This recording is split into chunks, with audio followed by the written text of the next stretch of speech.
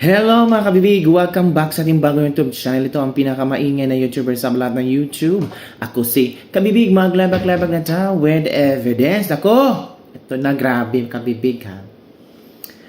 Ay, 5 or 4 na senador sa majority block ang hindi boboto sa impeachment kontra kay VP Sara. Wala, sabi ito ni Lito Banayo. Naku! This is so exciting, kabibig. So, hindi makukonvict si VP Sara. Of course, kabibig. Yung mga politiko ngayon, malapit na ang 2028, lalo na mga senador na ito, magpapa-elect ulit yan, natural, alam na nila ang galawan ng eleksyon. Alam nila na hahanap sila ng isang politiko na pwedeng masandigan, na pwedeng ihalal ulit sila bilang senador. Pero yung ibang politiko na iba ang linya na gusto nilang tatahakin, like for example, tatakbong presidente or tatakbong vice-presidente, natural. Ano sa palagay nyo? Boboto ba sila kay sa conviction ng VP Sara or hindi? Boboto yan para wala na silang kalaban sa 2028. Naku! Talaga ba? Meron pang nakatingga ng mga pangalan na pipilian ng mga DDS. Kung akala niyo si VP Sara lang ang pwedeng pilian namin, marami. Senator Ben Padilla. Winnable. Senator Bongo. Pwede silang dalawa magtandem. Senator Alan Peter Cayetano. O, diba? Sino pa ba? Bato de la Rosa. O, diba, kabibig? So, kung meron pa. Ito ang pinakamalakas. Baste Duterte. Ay! Oh. So, kung saang anggulo kayo, yung mga kakamping, yung mga Marcos Loyas, kung saan kayong anggulo, wala talaga. Iiyak na talaga kayo sa isang tabi. Kung makakabalik ang mga Duterte, sureball yan. Yung mga kurakot, yung mga magnanakaw, na totoong magnanakaw, yung may mga malaking confidential funds, sinimulan nyo na eh. Sinimulan nyo na kay VP Sara na nirelease lahat ng liquidations and so on and so forth. E di kung mag-upo man ang bagong Duterte, lahat na may confidential funds, i-release yung mga liquidation. Sinimulan nyo. Ginawa yung sample si VP Sara. Of course. Kung ano ang naranasan ni VP Sara, times 2 ang mararanasan ninyo. Lalo na sa mga kurakot na politiko. So, talagang gagawin lang lahat na walang Duterteng makakaupo ulit. Kasi, pag makakalusot ang mga Duterte, mangirig ng itlog ni Abante. Oo. Ang sabi nga ni Abante, based sa kanyang napanood sa prosecution, sa ginawa ng prosecution, guilty si VP Sara. Woo! Grabe si Abante ha. Kung makadecide, guilty agad. Naku Abante, kung yan ang sasabihin mo sa impeachment trial, naku, pagalitan ka ni Chis Escudero kasi nagbigay ka na ng conclusion. Bawal nga magbigay ng conclusion ang prosecution. Oo. Sinabi nga ni Chis Escudero, huwag kang mag-conclude. We're still on hearing. Pero si Abante confident, guilty na daw si VP Sara. Guilty si VP Sara. Pwede nang hindi ilabas ang salin. Uy! Ay, leveling of laughing yun na. Yun na kabibig. Kaya nga, feeling ko kabibig, no? Yung mga tulfo, boboto yan. Pabor sa impeachment ni VP Sara. Oo. Halata naman. The way they ask questions. Sabihin nila, no, halata ang minority na kakampi ni Sara. How about the minority? Hindi ba rin halata? Kayo talaga. Huwag puro minority. Tingnan nyo din ang ginawa ng mga majority senators. The way they ask questions. Diba? Kung saan banta, talo talaga ang majority eh. Kasi may mga lawyers sa minority. And those lawyers sa minority is gusto nilang ipakita ang transparency and fairness sa impeachment ni VP Sara. Pero yung majority, ibang atake nila eh. Parang gusto nilang ipakita na guilty si VP Sara. Baka yun ang nakita ni Avante. O eto kabibig, panoorin nyo ang video niya. Either 5 or 4 mula sa majority senators ang hindi boboto sa impeachment kontra VP Sara. Uy! Maganda yan. Exciting to. Sino kaya sa 4 na majority or 4 or 5? Ang dami ha. 4 or 5 na mga senator. Nako! Baka ipakakulong kayo ni BBM. Pero kung alam nyo, kung magkaisa lahat ng senador, no? Kasi, alam mo, sa bansa natin ngayon, sobrang gulo na eh. Sobrang, makikita mo yung paghihirap ng maraming tao. Pero kung merong isang senador dyan nagtatayo, meron talaga noon ang minority ng Senator Alan Peter Cayetano, pero hindi eh. Nagpa-control ang ilang mga senador ni BBM. Halata naman, huwag na nating i-deny yan. Huwag nyo na lang i-deny. Diba? So, panoorin nyo ang video ni Lito Banayo at ang kanyang reading, ang kanyang speculations, ang kanyang interpretasyon sa nangyaring impeachment kay ni VP Sara. Watch this video. Yung prosecution, ang target nila, kumbinsihin ng tao na masamang tao si Inday Sara. Yung depensa, cool eh. Depensa, defending based on legal precepts. No? Ang problema, hindi naman, ako tingin ko, syempre hindi makakapagsalita si Sen. Robin, but ang tingin ko yung mga senador, hindi lamang yung minoriya ngayon na may simpatya, dun sa article na yon kay Vice President Inday Sara, merong mga nasa mayoriya na nabuisit dun sa testimony nung dalawang, yung si Lotok at sino yun, yung mas ninauna, lalo na nung kay Matibag. Kasi halatang nagdo-drawing eh. Nangbobola eh. Diba? Nag-iimbestiga ka ng napakataas na opisyal, pagkatapos mali-mali yung affidavit mo, mali ang pecha. Hindi mangyayari yun eh. You have to be very thorough. Hindi pwede yung pawardi-wardi ang imbestiga. NBI ka eh. Kung pulis patola ka, baka maniwala pa ako. NBI ka, di ba?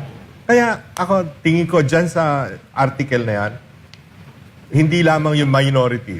May mga siguro 4 o 5 doon sa majority na hindi boboto dyan sa... Oh, yun na nga, kabibig, di ba? Naparinig nyo na.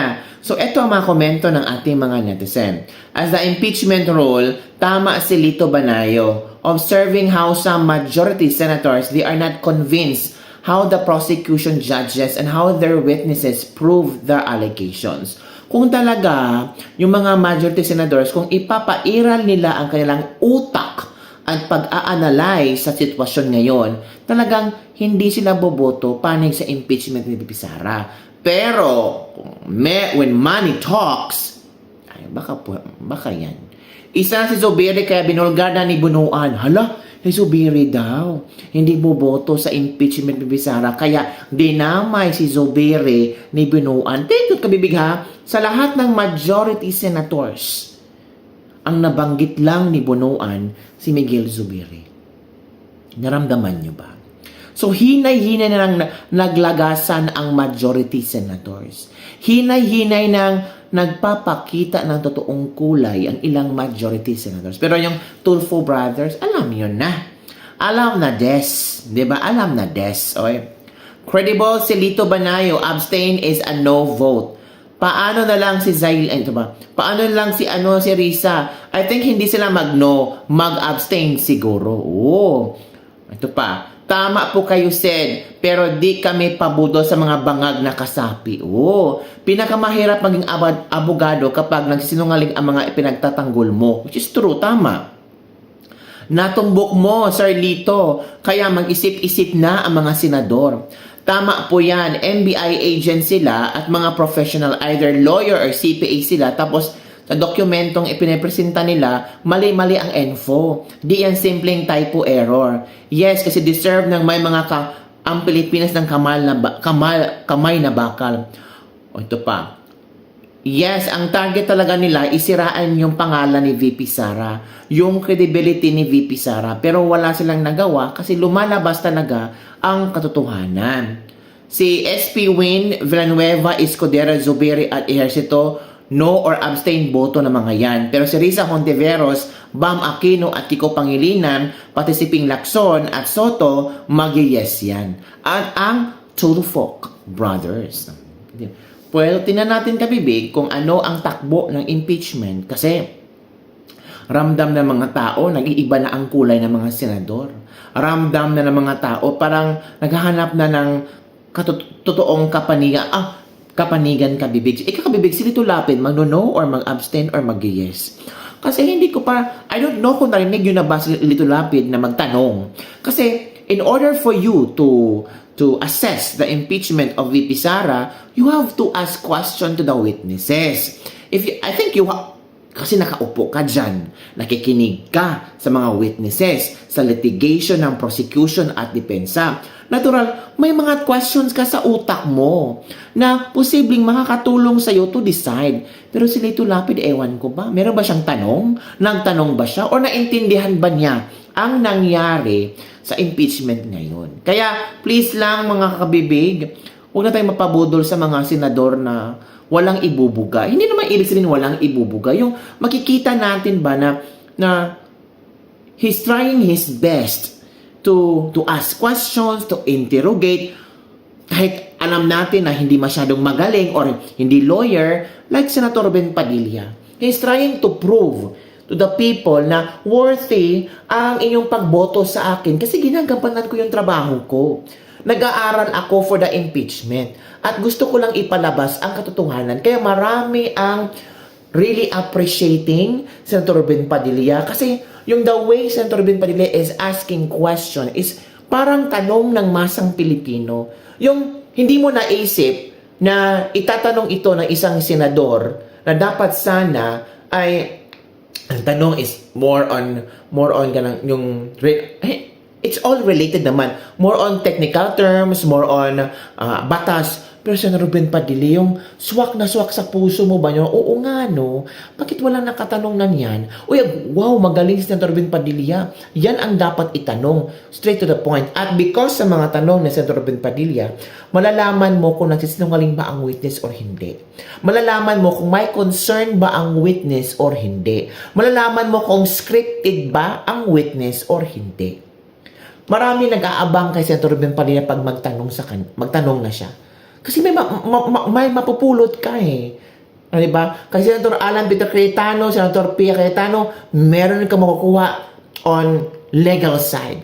Kasi Senator Ben Padilla, yung masang tanong na punto por punto, swak na swak, at saka yun ang para yatang kinatatakutan na tanong ng mga witnesses. Diba? Kasi yun ang streetwise questions na mabibitag ka talaga kung hindi mo alam ang sagot. 'Di ba? So yun lang kabibig ang ating just libak-libak for today. Don't forget to like, subscribe, and share this video para sa mga latest trending news na ating pag-usap-usapan. Sino kaya sa majority senators, 4 or 5, ang hindi boboto sa impeachment ni VP Sara? Exciting! Ako excited ako kabibig talaga eh. Excited ko talagang malaman kung sino kaya sa kanila. Feeling ko lang, no, ito lang ha, si Zubiri mag-no yan or mag-abstain.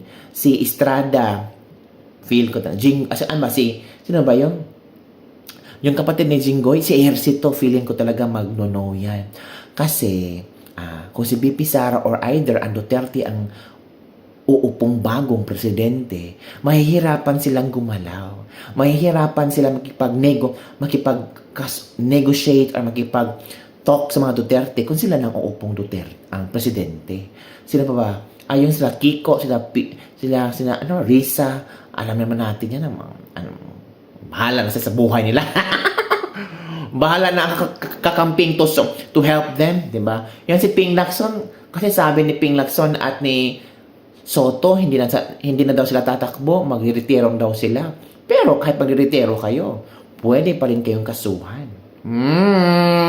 Remember, pwede pa rin kayong kasuhan at pwede pa rin kayong makulong. Baka doon kayo magre-retiro sa loob ng kulungan. Uy! Diba? So yun lang kabibig ha, ang ating mga chika-chika. Don't forget to like, subscribe, and share this video. Bye everyone! See you next time! Pero ang Tulfo Brothers kaya? Kasi kilala natin ang mga Tulfo Brothers. Pasensya na ha. Mga ano yan mga balimbing. Yung panahon ni Pangulo Duterte, yan si Erwin Tulfo, yan si Rapi Tulfo. Nako, grabe sila makapag-yukbo kay PRRD. Yes, ang galing ni PRRD. Yan ang presidente nating, ang tapang-tapang. Pero nang panahon si PRRD na sa ICC, nagsalita ba sila? In favor of PRRD? Wala. So, alam na natin kung anong klaseng tao ang mga Tulfo. Diba? User? Ano ba? User ba sila? Sabi ng isang, user yan. Huwag na kayo maniwala. Yung mga programa, napansin nyo yung mga programa na Erwin Tulfo at Rafi Tulfo, bumababa ang views. Kasi naaapektuhan ang mga tao kasi feeling nila, para yatang ginamitan tayo for the views and for the money. Uy! Huwag kayong ganyan. Yun lang kabibig. Bye everyone. See you next time.